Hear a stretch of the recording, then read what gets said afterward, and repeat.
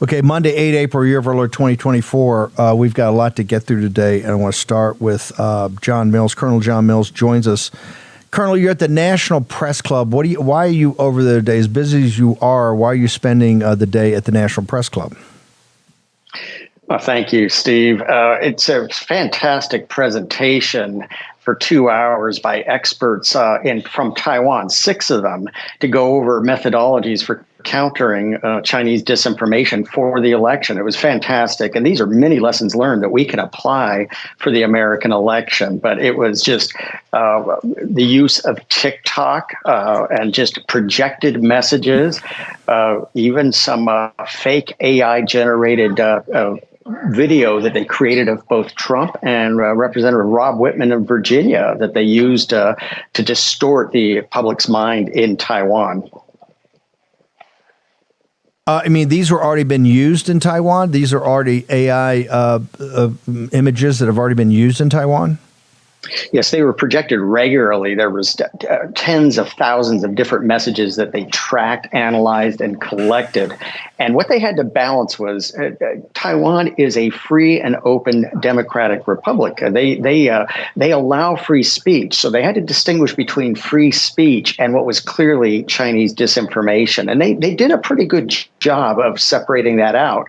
There's people who are going to say things that some don't agree with. Okay, that's fine. But there's also Chinese disinformation that is malign and evil.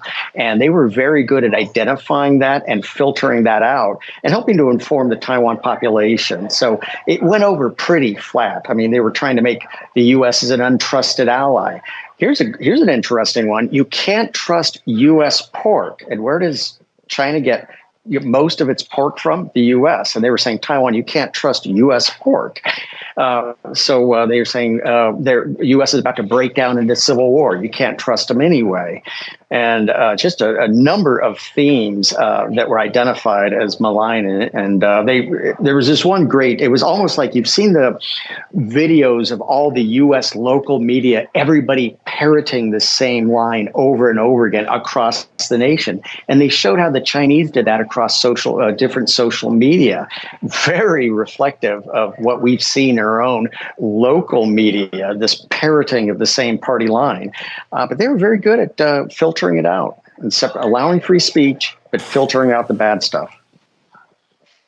Listen, last time we left you, you were in Taiwan for the election. You went to all the press conferences. You were a major player over there during this election because one of the few networks or channels that sent anybody over there to actually see it as it was happening, not just have the filter, particularly with the media in the United States is so influenced by the CCP. Why did these experts, and I assume that this is all at the bequest of the Taiwanese government, why did they feel it was necessary in early April of 2024 to go to the National Press Club in Washington? People should know the location of this is really a block away from the Treasury and 2 blocks away from the White House. This is why the National Press Club has so many important press conferences. Why did they feel they had to go there to get this message out? Thank you, Steve. Yeah, it was really, well, they have good information to share. And the message is really, we're going to see this in the fall in America. Ladies and gentlemen, this is the same game the Chinese are going to replay right at America in the fall. But also we have the South Korea elections coming up this month. You're going to see a replay of 2020 because remember in 2020, the Taiwanese shut down the Chinese malign operations.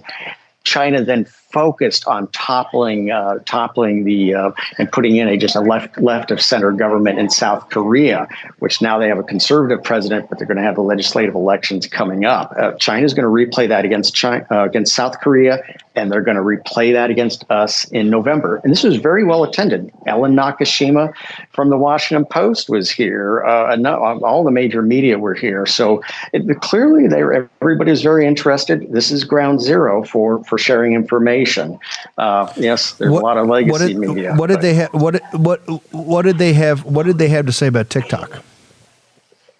Oh, it was bad. It's malign. Douyu, their equivalent in China, is nothing compared to TikTok. TikTok is full throated, no guardrails, no bumper cushions, lying over the top. And this is one thing that's very important with the big data analytics, and AI. They can tailor a message through TikTok back to the individual. That means every one of the 24 million Taiwanese, or however many Taiwanese are actually watching TikTok, they can actually tailor a message right back to them, because they've created a digital twin, and they understand the trigger points. That's exactly what they're doing in America. They're creating a lot of people don't realize this. They have a digital twin strategy in China, which is just as important as their biowarfare strategy. That means you, me, everyone in America is a digital twin is being and has been created inside of China, and they can tailor the message because they know our emotional composition and our trigger. Hang on, slow down.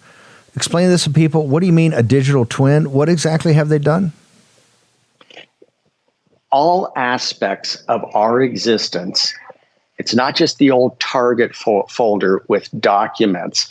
They know everything about us, our composure, our feelings, what we watch, what we like, what we don't like, what triggers us. And we all have this triggering mechanism, okay? Not as much as the on the lib side, but it's still important. And so they know everything about us, and using their incredible computing capacity, they can project right back to us, positive, negative, to make us happy, push us over the edge. They can do that. They do have the computing power.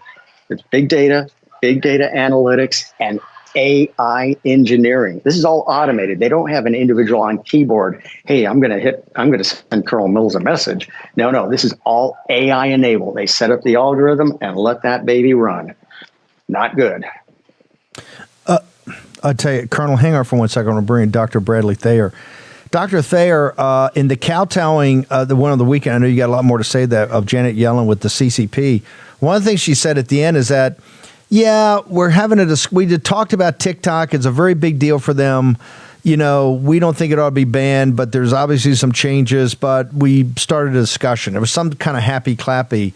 And she even admitted it was top of mind with the CCP. You just heard the Taiwanese talk about misinformation, disinformation that are specifically targeted to make sure, and this exposes a lie.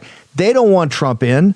They're going to target all this misinformation, disinformation against MAGA and against Trump because they realize we're the takedown the CCP. We're take down the CCP branch of the Republican Party. Janet Yellen's kowtown over there all weekend about remaining coupled. She's got a few yammers that, you know, they've got so much excess capacity. They're driving down. We just don't need cheap goods from China anymore. But it was essentially a kowtow to the coupling. To me, the most dangerous part of it all, and this is why what Colonel Mills is doing today at the National Press Club of attending this incredible presentation by 6 experts from Taiwan on misinformation, disinformation. TikTok is the most sophisticated information warfare weapon they've ever created. And Mills is saying they got much more than that. They can actually, with artificial intelligence, get your entire profile and know-how on social media to get to you, to trigger you. Your thoughts, sir? Indeed, as John Mills identified, but also, Steve, they've got your signature, right? They can make a ballot request. With AI, they're going to be able to duplicate that. Additionally, of course, the guys who are coming in, the tens and tens of thousands of men who are coming in, who are intelligence agents or working for who are in the People's Liberation Army or the police forces, right? They're the muscle. They're here for malign intents, and the way that they can hurt us are multiple, right? They're multifaceted ways that they can hurt us. But one thing that they can do is be mules, right? They can harvest, they can ensure that quote unquote votes, or at least ballots, get to into the boxes. So we need to think about cheating the old-fashioned way too. And then if you remember, Steve, just the story about Kenny Chu, the Canadian member of parliament, who's being essentially being strong-armed by the CCP presently in Canada, right? There are lots of old-fashioned ways they can interfere in election by reaching out and targeting candidates, as well as through TikTok, of course, and the many ways that John Mills identified based on the lessons the Taiwanese learned on their January 13th election, which is a very important event and a template to a large degree with respect to how they're going to interfere in ours. But a big difference, Steve, is that they have muscle now in the United States because of our open northern and southern borders, as well as the individuals they're flying into the country. So that's going to ensure that November 5th, 2024 is unlike any election that we've ever had in our history, and as far not only to be more contentious, but to be, if you will, intentionally targeted by our external enemy, our greatest foe, external foe, and Xi Jinping gets a vote, in essence. And that, again, interference takes multiple forms, including the misinformation about how he wants Donald Trump. That is how Xi Jinping would prefer Donald Trump to Joe Biden. Which is absurd on the face of it, but we need to be aware, of course, of that misinformation tactic that they're employing. Yeah. Donald Trump was the only president who broke with the engagement school, who stood up to the Chinese Communist Party and worked assiduously with Peter Navarro, of course, Steve, with of course, you were involved in this and so many others. Stood up to the engagement school and pushed back against it. Joe Biden, of course, with Janet Yellen, of course, and so many, Gina Raimondo, the cavalcade of cabinet officials who've traveled last year and this year to meet with Xi Jinping are clearly Xi Jinping's candidate, Joe Biden or the Democrat candidate, whether that's Michelle Obama or Gavin Newsom or another. So misinformation is going to be ripe with this. They've got muscle, and then they have all the tools that John Mills identified from the Taiwanese election, TikTok, many other avenues. But don't forget the old-fashioned ways of interfering with an election, right? It's not just TikTok, but there are many other paths to this as well. Dr. Thayer, hang on one second. Let me go back to Mills. I know he's got to bounce. John Mills, what is the lesson we should take away? What are the Taiwanese trying to tell us? And then how can the War Room Posse, our audience, get engaged and get involved in this? What's the lesson? They did this for a reason. It was a major event today, just down the street from the White House. They're trying to send a signal. What is that signal, and what should the War Room Posse do? Well, Steve, it's going to be a replay of 2020 at a far more intense environment and far more intense. And as Dr. Thayer's mentioned, they have operators on the ground. This was an important point and part of the message. They did bring up the need for collaborators on the ground. Even with these advanced capabilities, it's like you're dropping a bomb, you're dropping a guided bomb, artillery, you need a forward observer, you need that collaborator on the ground to help with precision targeting and even maybe some muscle to take action, to pay off the Antifa demonstrators who are torching the city, giving guidance, getting the street agitators going and getting them going on burning down buildings. So that a collaborator is an important thing. So be vigilant where you live, in your county, get to know your seven key centers of gravity. But hang on. Whoa. Hang on. Slow down. They actually went to the level. Misinformation, disinformation is one thing.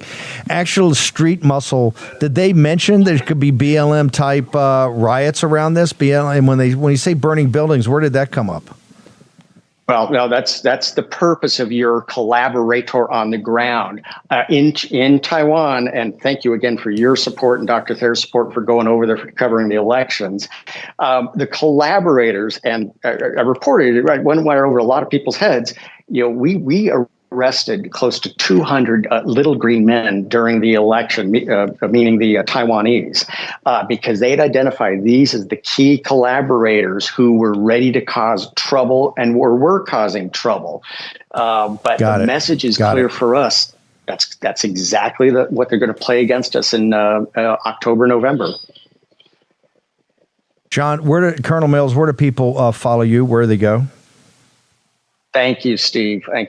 Colonel Ret John, Colonel R.E.T. John, Substack, Getter, and Truth, and the 2 books. Go to Lindell My Store. Nation Will Follow. War Against the Deep State. Thank you so much, Steve. Thank you. Thank you for covering this today. Major event. Our man in all things Taiwan, Colonel John Mills. Dr. Thayer, I'm pressed for time, but I got to ask you about this weekend because it ties to what happened in Taiwan today, and I think the reason the Taiwanese wanted to get ahead of this. And look, I know I'm hardcore. I got it. You're super hardcore too, but you do have a dispassionate academic side to you. Was this humiliating, what's happened over the last couple of days with Janet Yellen? I mean, first off, she's so unimpressive. And what she says and what comes out of her mouth is so humiliating. But the whole kowtow over there to basically say, we're not going to do decoupling. In fact, we're going to do everything to save. She's in a free fall right now on the economy. And we're essentially, the American taxpayers, the American Republic is going to bail out our most existential enemy, external threat in the world. Not just that, probably the biggest existential threat the country's ever had.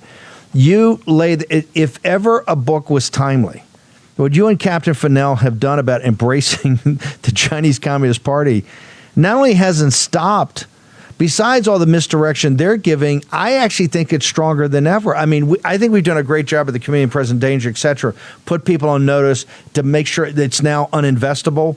But still, the core of our government, of this Biden regime, is not just hugging on to the CCP. They're trying to save the CCP. This is like when Bush sent General Scowcroft over right after Tiananmen Square, when they were Deng Xiaoping was on the ropes, and we bailed him out. The United States government bailed him out against Lao Baijing, the Empress of Democracy, right? The goddess of democracy who's in Tiananmen Square that brings tears to your eye if you see that today, that papier-mâché creation made by the Beijing art students.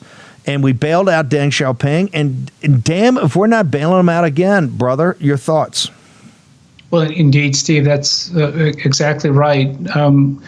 Communist dictator Xi Jinping is in a world of hurt. His economy is in downturn. He has many problems within the party as well as with his economy and society.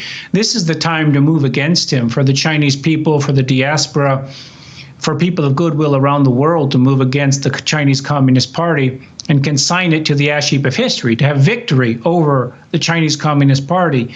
And instead, Janet Yellen is the symptom of what Jim Fennell and I call neo-engagement, where for Janet Yellen and Joe Biden, Gina Raimondo, the government of largely the government of the United States, engagement with the Chinese Communist Party is the 11th commandment, right? It's something that Moses brought down from Mount Sinai, and it's something that cannot change. And so, again, because they profited from it, and it's benefited a small number of individuals within the United States disproportionately, and they've sustained the Chinese Communist Party. So this disconnect, Xi Jinping is tremendously vulnerable, and we should be moving. The U.S. government, in conjunction with allies, the Chinese people, and others, should be moving to evict the Chinese Communist Party from power permanently and forever. And instead, they're doing everything they can to save him, as you said, which is, again, the flawed policy that we identify, Jim Fennell and identify in our book, Embracing Communist China, America's Greatest Strategic Failure. Engaging with the Chinese Communist Party is saving the Chinese Communist Party. So the solution is to break engagement and to pursue victory, the defeat of the Chinese Communist Party. And instead, Janet Yellen and company with Joe Biden are doing the opposite. Again, doing everything they can to save the Chinese Communist Party. So this is, and with respect to her behavior, of course, so this woman's got the Midas touch in reverse, right? Everything she touches just turns to, if you will, farce. It turns to just to some aspect of absurdity. And it's a terrible situation, and it only emboldens, right?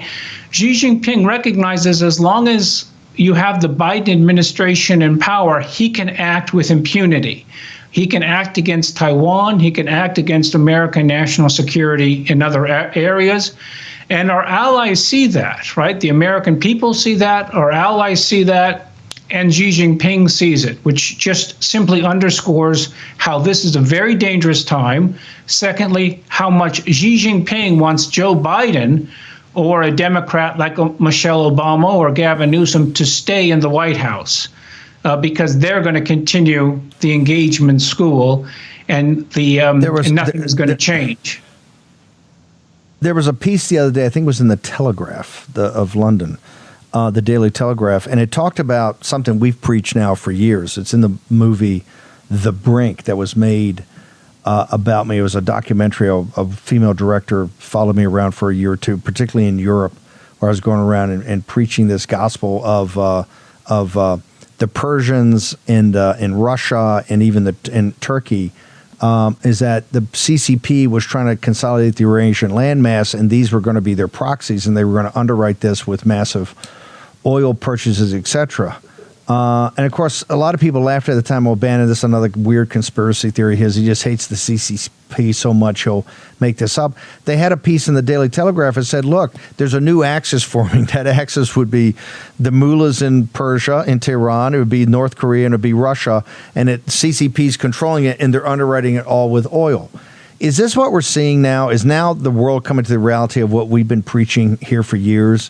Is that you're seeing this consolidation on the Eurasian landmass? It's coming from these authoritarian governments that are controlled by and working with strategic partnerships with the Chinese Communist Party, sir? Yes, it makes strategic sense from Xi Jinping's point of view. He wants to have many problems. He wants the United States to face many difficulties. And so working to support the government, to Iran or whether it's Russia, Brazil, so many other countries around the world, as well as reaching out to the United States and interfering in our domestic politics broadly and bringing in, of course, the many tens of thousands of Chinese military or intelligence agents who've certainly have come in to the United States, are all ways of dealing with to try to undermine the United States, right? Khrushchev said after the Cuban Missile Crisis, the reason why he put missiles in Cuba was because he wanted to throw a hedgehog at Uncle Sam's pants, right? He wanted to give Uncle Sam some trouble. And what Xi Jinping is trying to do is throw many hedgehogs at Uncle Sam's pants, right, by ensuring we've got to deal with the Russian front and the obsession of the American national security community with Russia and Ukraine, while also Southwest Asia, the Middle East, so that North Korea, of course, while American attention, because the intelligence community and the military only have so much bandwidth, and if they're looking at Russia and Ukraine, or they're looking at the Middle East, or they're looking at North Korea, they're not looking at what the People's Republic of China is doing. They're not looking at what the bigger issue should be, which is to recognize that the Chinese Communist Party is the center of evil in the modern world. As Reagan identified in March of '83, the Soviet Union, the Soviet Communist Party, was the center of evil in the modern world, so too the Chinese Communist Party is today. That's the center of gravity. That's where our energies should be focused, rather than chasing other issues, focusing on issues that are related, if you will, and are driven by the puppet master Xi Jinping in Beijing. That would be Russia, right? Putin was green-lighted for the invasion, the attack on Ukraine, by Xi Jinping. If you got rid of Xi Jinping, you'd have a very different Russian policy also in the Middle East. You would as well. So we need to get back to one thing, the center of gravity, or as Jim Finnell always says, the main thing, which is the Chinese Communist Party, and focusing all of our efforts on eliminating it from power. And with that, you've made a tremendous improvement in the health and well-being of the American people, of our political system, of our national security interests, and people around the world, of course. Keep the main thing the main thing. Where did they get the book? How did they get to the writings of you and Captain Fennell, and how did they get to your social media? Books available wherever you buy books, Amazon or elsewhere. And then we post our writings at my Getter account, Bradley Thayer at Getter, or Bradley Thayer at Truth, or Brad Thayer on X. And Steve, thank you so much for writing the foreword to the book, which really lays out so much of the intent of the book and what we were trying to accomplish. Well, it's an incredible book. It's more timely now than ever. It's great that it just came out. Dr. Thayer, thank you. Thank you to Captain Fennell also. Thank you. Thanks. If you like this type of big picture thinking, this is why we have Jim Rickards now as one of our contributors. Jim Rickards wrote Currency War. That's how I got to know him. Amazing, amazing book. More timely now than ever. You get it free if you sign up for Strategic Intelligence. That's his newsletter with all the geopolitics, national security, capital markets. Go to Rickards, that's with an S, rickardswarroom.com to sign up for Strategic Intelligence, his monthly newsletter. Immerse yourself in this information. It's absolutely incredible. Jim Rickards is a very unique guy. Also, don't let state or non-state actors get into your mortgage, to get into your the title to your home. HomeTitleLock.com. Keep the bad guys away. Go there today. Immerse yourself. If how they're going to try to take out a big second with a hard money lender. Go to HomeTitleLock.com today. Check it out. Short break. Ben Harnwell next. More than just beautiful dance. It's a touch of the divine. More than just legends. It's the beautiful culture and wisdom of China before communism. More than just a performance. It's an experience that awakens the soul. See it at least once in your lifetime. Shen Yun, an all-new production every year. The reason it's important to go see this, Shen Yun, first you'll be blown away, the artistic, the discipline Germany have, but it's very important because of the neo-Marxism that's now in this country in trying to destroy traditional civilization. We've got the exact same struggle that Lao Beijing has, the exact same struggle. There you have a dictatorial Chinese Communist Party, Marxist party that's crushed traditional society and trying to remake new man, right, in the image and likeness of themselves, not of God. That is what's happening here in the United States. That's why at the end of the day, this is a spiritual war. You see Shen Yun, you'll see what China's traditional culture looked like before, and then you can compare it to what you see today with the brutal dictatorship of the Chinese Communist Party. That brutal dictatorship, and this is what the press conference at the National Press Club today said about Taiwan, is this misinformation, disinformation, and what we talk about artificial intelligence and transhumanism. Hey, they've got so many sophisticated information tools and weapons, it's shocking. And we have to be on the alert for that. That's why it's going to be where America's having a struggle session. And it's going to last not just through November 5th when we win, it's going to even increase when we try to transition this regime to a real government. And then when President Trump gets in office in January 2025 and we start to set things right. So you're going to have a ringside seat, not just to watch it, but to be involved in it, in the arena. As you know, that we're huge proponents of your agency. Ben Harnwell now joins us from Rome. Ben, we had MTG on today. I wanted to have you on as the last guy on today, the last voice. Congress is back tomorrow. I just want you've done such a great job. I just want to put in perspective the situation in Ukraine, because what's coming here to the American people on MSNBC, CNN, even Fox, the neoliberal neocons, is not the reality of what's happening there.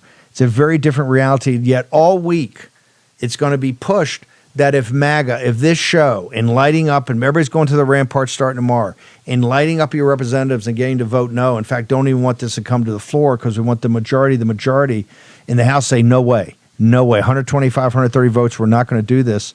We're going to be demonized now is that MAGA MAGA is influenced by Russian propaganda. They're a big supporter of Putin. The whole reason for the defeat of Zelensky and these brave Ukrainian oligarchs is because of the evilness of and stupidity of the MAGA movement. Your thoughts, sir? It's very interesting, Steve, to look and see how the mainstream media is trying to bludgeon the GOP in the House right now, and they're using all the worst arguments that they can put together, and sort of shows you the weakness of the position, really. I mean, what they're saying is now there's this article, for example, in The Guardian, which is sort of saying that the far right, Trump's far right, is there, and they could potentially lose control, if they do a motion to vacate. In fact, they cite Matt Gaetz in this article saying that he vacated McCarthy with the guarantees that the House control of the House wouldn't go over to the Democrats, and he said he's with the majority so razor thin now, he's not sure he could do the same thing again. They're trying to suggest that if Matt Gaetz isn't going to do a motion to vacate on Speaker Mike No Johnson, then where on earth is MTG sort of where's she coming in from? There are some questions that arise out of this, Steve, which is basically what difference would it make? What difference, frankly, would it make if Hakeem Jeffries was the speaker with a raise? He wouldn't even have a majority. Basically, even if he got the votes to become speaker.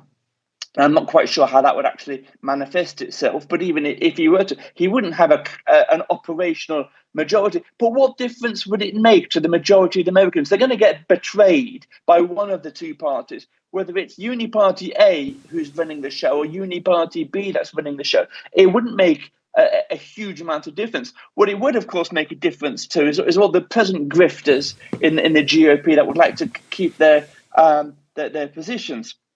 So, in addition to that, Steve, there's another article, and you posted this on your Getter feed today. Hang on. I think it would be catastrophic if Hakeem Jeffries got in. But I see your point. Given Johnson's policies are all Democrat policies, theoretically, what chance to make? Now, obviously, we don't want that, and quite frankly, there won't be a motion to vacate if that is even a scintilla of a possibility.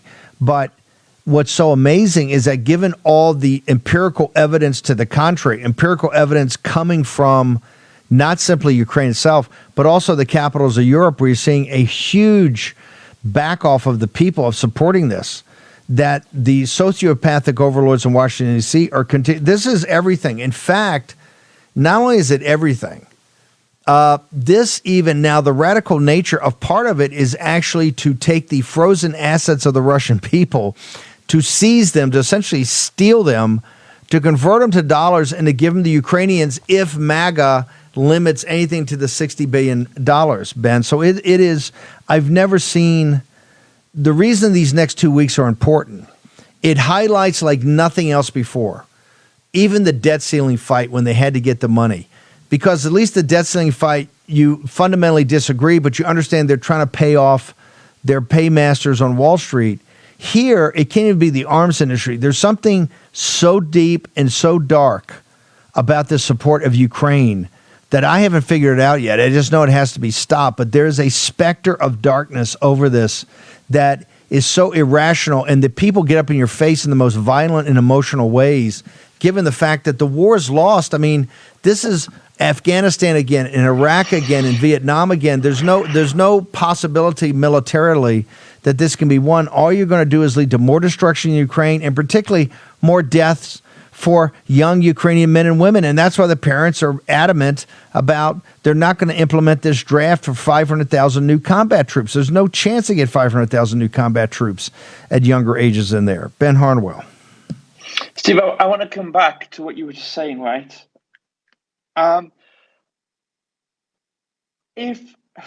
What is it? You said there's something dark here. I can't understand what this is. Right? To go back to the article I was just talking about, which sort of suggests the bugbear of Speaker Hakeem Jeffries taking over if the GOP screws this up. And you're thinking to yourself, right, what is it? What is it that is so important to the congressional GOP that they would sooner lose control of the gavel than not send this 60 billion to Ukraine. What is it that has captivated them? Why is this, and they all, of course, in the plethora of articles that are coming out, they're saying, they have these long articles saying about the 40 or so congressmen that are calling it quits and saying they don't want to stand again. And the argument is that no one wants to compromise anymore, and it's all sort of too ideological and too pure. And they're all bringing up sort of Reaganite platitudes about, those were the days when 80% of what you wanted was great, then work under the 20% at a later date. Well, the one issue, Steve, that they won't compromise on is Ukraine, right? That is the issue that the Uni Party is absolutely adamant it's not going to move an inch on, right? That's where the militancy is. And to come back to your point, what is it about Ukraine and Zelensky and this 60 billion that is so important to this Uni Party regime, to the GOP component of the Uni Party, that they would sooner lose control of the House if that is what they are seriously suggesting is in the offing? Well, and as we've been saying, Steve, for over 2 years, no one has really made the argument as to what is neither in America's vital national interest in Ukraine, but frankly, even with regards to Europe. Russia, at the end of the day, has an economy less than the state of New York. It has a per capita GDP less than Costa Rica. This is not a country that is standing on the wings waiting to flood into continental Europe.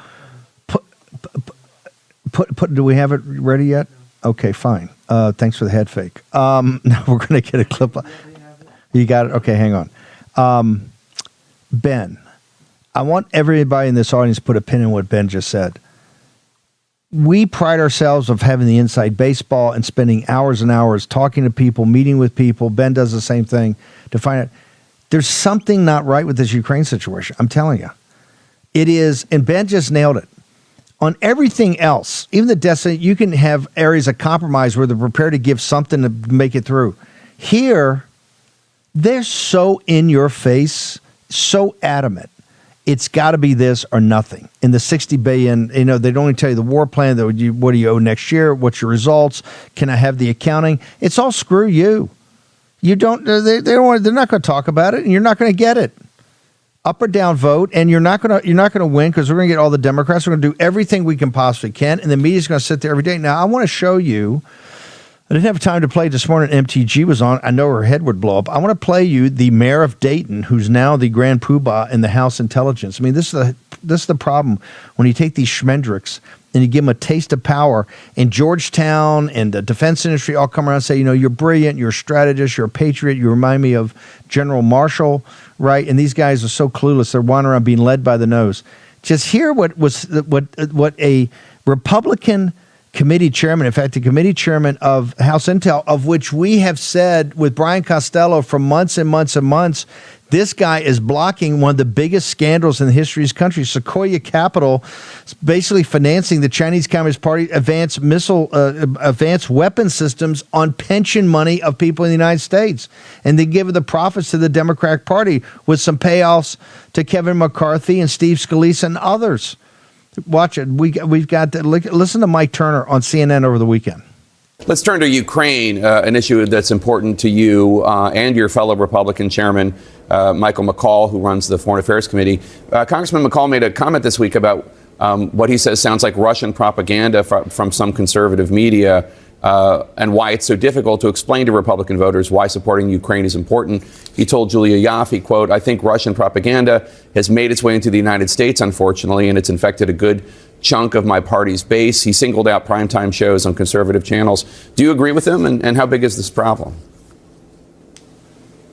Oh, it is absolutely true. We see directly coming from Russia attempts to mask communications that are anti-Ukraine and pro-Russia messages, some of which we even hear being uttered on the House floor. I mean, there are members of Congress today who still incorrectly say that this conflict between Russia and Ukraine is over NATO, which of course it is not. Vladimir Putin having made it very clear, both publicly and to his own population, that his view is that this is a conflict of a much broader claim of Russia to Eastern Europe, and including claiming all of Ukraine territory as Russia's. Now, to the extent that this propaganda takes hold, it makes it more difficult for us to really see this as an authoritarian versus democracy battle, which is what it is. President Xi of China, Vladimir Putin himself have identified it as such. We need to stand up for democracy. We need to make certain that we know that authoritarian regimes never stop when they start an aggression. Ukraine needs our help and assistance now, and this is a very critical time for the U.S. Congress to step up and provide that aid. Right there, just bald-faced lie after bald-faced lie. And this guy's not smart enough to understand when the intelligence, I had a high-level security clearance at the Pentagon while I was special assistant to the CNO and on my Navy ship when this dude was in short pants. Okay? This is a clown. This is what happens. They take these schmendricks, and what they do is promote them, and then the whole apparatus that gets around them. This is what's happened to Mike Johnson. They come and give him these briefings. And since these guys have no understanding of geopolitics or strategy, and they've not been anywhere from Dayton, Ohio to Louisiana, they've never served in the military, they haven't been out throughout the world seeing how the world works, they wet themselves. And then all of a sudden, the opposition, who has a clear-eyed case of what's going on, oh, it's Russian disinformation. Yo, the KGB are bad guys. Putin's a bad guy. We know that. But we're not at war with the Russian people, which they're trying to get us to. And everything coming out of Ukraine is a lie. Would we be in this situation if everything they had told you 2 years ago was accurate? Remember, they were winning. Russia was collapsing. It was collapsing economically. They were going to overthrow Putin. People hated him. The army couldn't do anything. It was terrible. Nothing was happening. Zelensky's winning. Zelensky's Churchill. And then you get, Zelensky's going to have a summer offensive, and he's going to sweep him back. And we should really focus on taking Crimea and Donetsk and, the eastern Russian-speaking territory. It's all going to happen. Territorial integrity, self-determination, sovereignty, right? Kamala Harris, the bimbo's the three-legged stool of their policy. All of it, not just wrong. People can be wrong. It was all a lie and propaganda to make the American people keep to underwrite this for our sociopathic overlords. Ben Harnwell, we got a couple minutes before you got to bounce. Give me your thoughts. You just heard it right there that you're a dupe to Russian disinformation, brother. Well, I'll tell you one example of Russian disinformation, Steve, that was widely condemned for years, was the suggestion, and of course these were dismissed equally as Putin's propaganda talking points, the idea that he invaded Ukraine, which by the way, frankly, I don't believe it myself, but the idea was that his principal reason for invading Ukraine was to denazify the country. And everyone said, oh, it's absolutely ridiculous. There are no Nazis in Ukraine, right? Until we heard last week in Politico's full-length article that this guy who's one, and I quote the joke, because the guy lived he's Russian, ethnically Russian, a Russian citizen. He lived a number of years in Germany, so he was known to the German authorities. This guy, called Dennis Kapustin, who was described by the German authorities as one of the most influential neo-Nazi activists on the European continent, is now there fighting for Ukraine against Russia because Putin wasn't nationalist enough, right? So that was dismissed as just simple Russian propaganda and KGB talking points. But it seems pretty much to have been the case. I haven't seen any retraction from the American intelligence. No, hang on. Full stop, because we got to bounce, but I want to put a pin in this. I want to reemphasize this, and we're going to bring you back tomorrow. Putin said from the beginning, part of it's denazification, and we would talk, and we didn't go all in on this in the Azov Brigade, but we saw it and we mentioned it on occasion. Posto and other guys did a much better job of that, but we had it as part of one of the elements. But it was just on. And on MSNBC, these are really Nazis and fascists. The Trump movement are really backing the authoritarian dictator, the fascist Putin. Well, lo and behold, it turns out that the German intelligence identifies one of Zelensky's biggest partners, and his biggest outside partner are guys from Russia who are, I think, Nazis, but let's say neo-Nazis, who are making the case they oppose Putin because he's not nationalistic enough, he's not authoritarian enough. And that's where they're fighting to bring him down, to have him have a defeat in Ukraine. Kind of the enemy, my enemy is my friend. Zelensky's fully embraced this guy. That's not Breitbart saying that. That is not Gateway Pundit or Citizens Free Press or Darren Beattie or Raheem Kassam. That's these major papers, Guardian and these guys in the Times of London and Daily Telegraph. They're all running exclusives. The neo-Nazis are the allies of Zelensky's regime. And here in the United States, I fail to see that mentioned on CNN. I fail to see that mentioned on MSNBC. I fail to see that written up so far in the Washington Post and the New York Times. They're fighting with the Nazis as their allies. Hey, guess what? Just like in World War II, remember some of the biggest slaughters of the Jews in other minority groups happened because of Ukrainians that fought with the Nazis, with the Wehrmacht. And if you want to see a movie, come and see this film. It's about Belarus, but hey, it's right on the border of Ukraine. It is the most brutal film ever made about World War II. It's hard to even watch. It's about the partisan warfare that took place in Ukraine and Belarus. Just watch it. Ben, you've absolutely nailed it, and that's why you're such an important voice.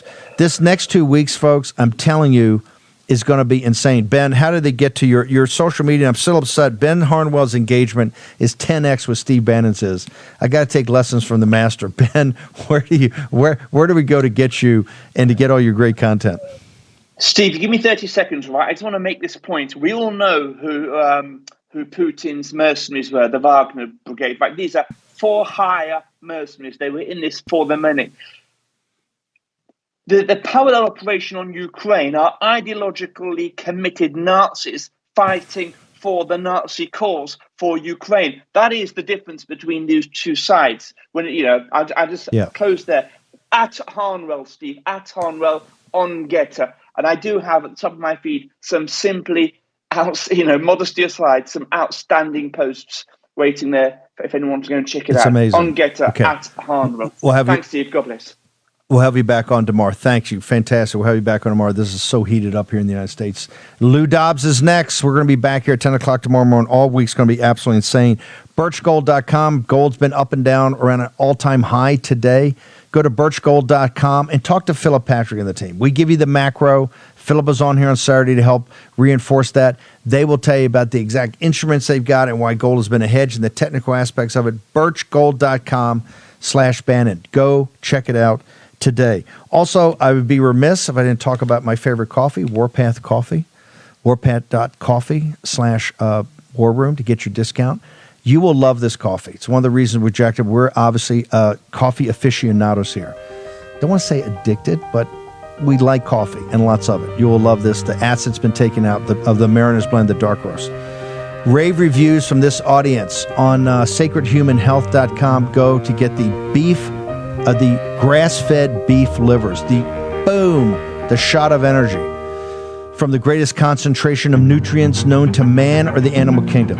Dobbs is next. We're back tomorrow morning live in the War Room.